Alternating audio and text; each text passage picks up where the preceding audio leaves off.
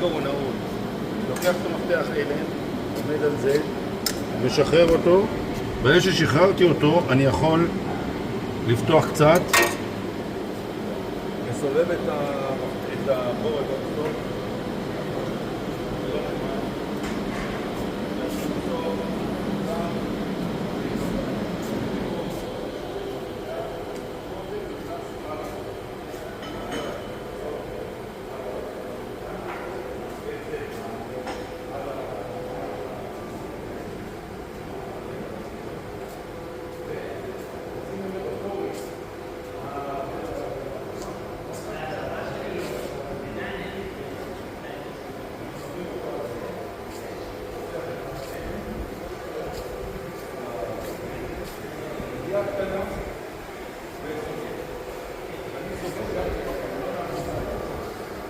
אני סוגר בעצם הבור עצמו נפתח, ואז הוא נמדד